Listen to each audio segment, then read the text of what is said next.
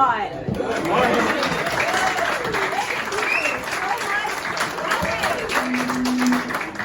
It is so great to be among friends this morning, and there is one very special friend that I wanted to introduce you to. Not that he really needs any introduction at all, because he's a favorite of yours, just as he is a favorite of mine.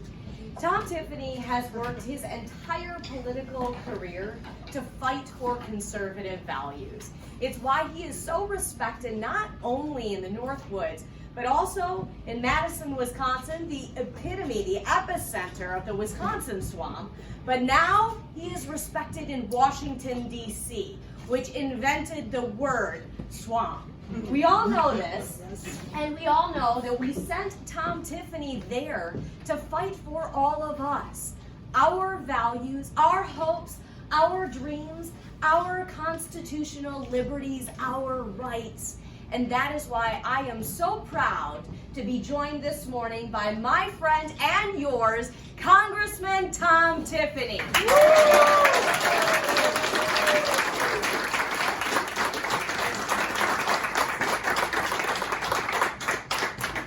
Good morning, everyone. Good morning. What better place to start your week out than Bull Falls Brewery, right? What better place to start the week out than right here? Oh, it's just so terrific to be here, and I just wanted to share some comments here today, and I want to thank Rebecca and her whole crew for making it up here to Wausau today, which has always been a regular stop for you folks, making it through north central Wisconsin, and we really appreciate it. So we have a number of good candidates that are running for governor, and in fact, almost all of the races that we have for statewide office, we have a really good field of candidates here in 2022, and that includes running for governor, including a few people that have been in the news talking about maybe they are still thinking about running. But when you evaluate the field, and as I evaluate the field, there's one person that stands above everyone else that I believe will be the best governor Wisconsin can elect here in 2022, and that is Rebecca Kleefish.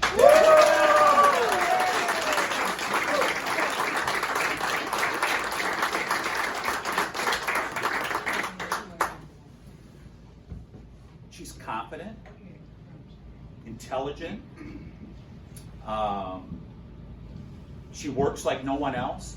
If anybody is following Rebecca Kleefish on the campaign trail, you know no one will outwork Rebecca Kleefish, and that will include when she is governor. She will work tirelessly for the people of the state of Wisconsin. And when you look at what's happening, so I spent a lot of time out in Washington, D.C. Just came back Thursday night after a couple weeks stint out there in the swamp. Yeah. And Glad you didn't get stuck. Yeah, for sure. And what we see is weakness. And that weakness that you see with Joe Biden, we also see with Tony Evers here in Wisconsin. Does anybody see strength there in either of those gentlemen when in trying to do their jobs as chief executives? I certainly don't see it. I mean, when you take things like, we have a border that is absolutely out of control at this point. Title 42 is about to go away, where there will be simply no limits on people being able to come into our country. Joe Biden made that happen, and he did it out of weakness. But you know what? Tony Evers thinks the same way. All you have to do is look back to 2019, when our National Guard was helping out another state to help control the border. What did Tony Evers do? He said, no, we're not going to go help another state down on the southern border. He pulled our National Guard troops back. Joe Biden and Tony Evers think alike. And you look at inflation and energy costs that are skyrocketing here in America, the number one issue for Americans at this point. How did that happen? January 20th, 2021. President Biden said, I'm going to stop the Keystone Pipeline. But he didn't stop with just the Keystone Pipeline. He has shut down drilling on public lands. He has made it clear to the lending authorities at the federal level that fossil fuels are off limits. We do not want you lending to these people. His Federal Energy Regulatory Commission is slow-walking pipeline permits. And what do we get? We get gasoline that's $1.50 higher than it was on January 20th of 2021. I happen to be a propane user, like about 30% of the people here in northern Wisconsin that we use for our fuel. We were paying 80 cents a gallon in August of 2020. We're now paying over $2 a gallon to heat our homes. That's weakness that Joe Biden has brought to us. What does Tony Evers have right now? He has a permit sitting on the desk of the Department of Natural Resources, which he has authority over, to reroute a major pipeline in northern Wisconsin in the 7th Congressional District. That pipeline permit is gathering dust at the Department of Natural Resources. Tony Evers could do something about this if he chose to. And by the way, I was in Superior, what was that, about a month and a half ago after the State of the Union speech that President Biden gave. The next day, he went to Superior to sell his infrastructure bill.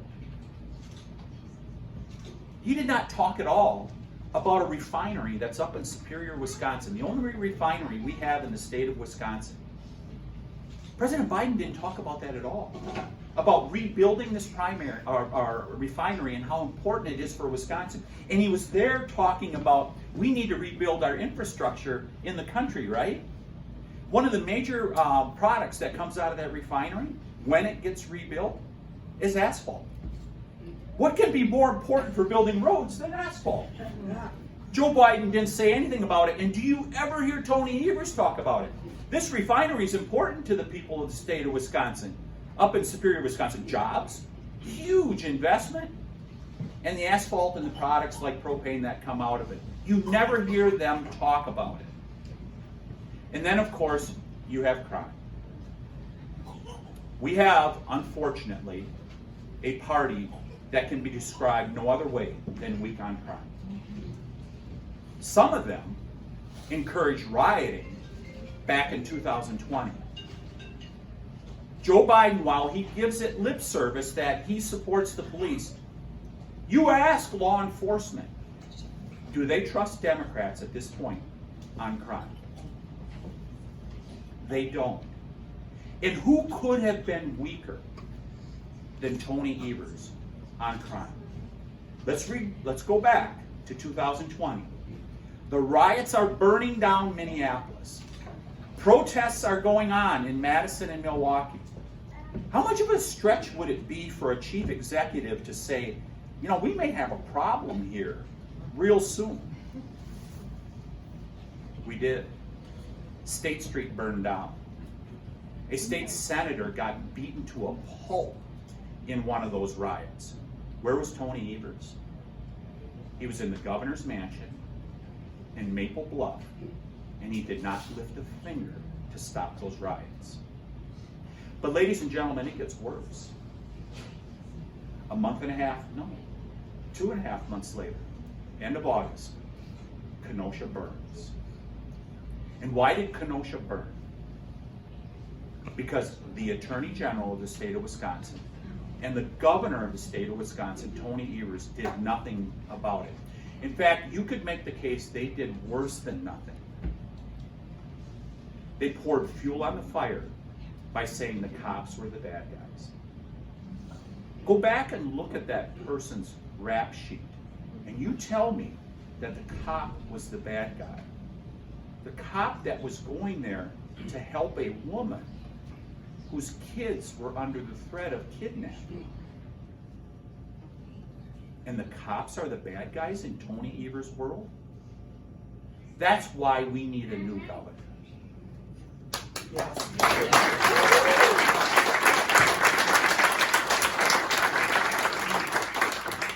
If I can take just a couple more minutes. Please. I'm enjoying this. Rebecca Kleefish and I were both elected in 2010. And let's go back down the history trail. What did our country look like in 2010? Jim Doyle was finishing up his second term as governor.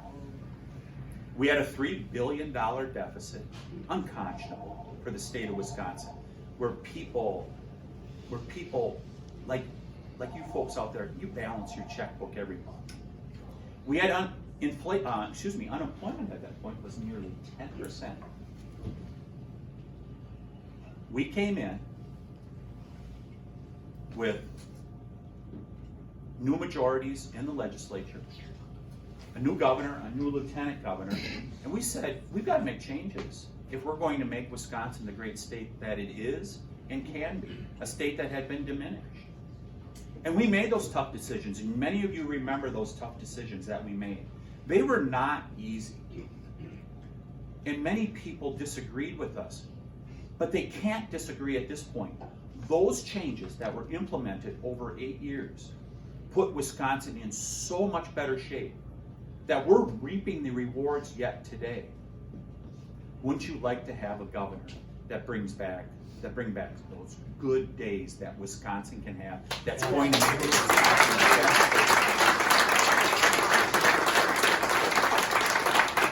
So, folks, I am so excited to be here in Wausau today to say that, as one gentleman likes to say, who held very high office, Rebecca Kleefish has my full and total endorsement. Yeah.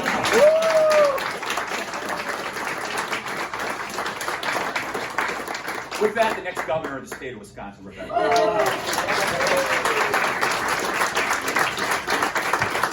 Thank you to my friends, Tom, and thank you again to all of you, Cal, Donna. Thank you for being here, taking time out of your busy day. Pat, I sincerely appreciate it.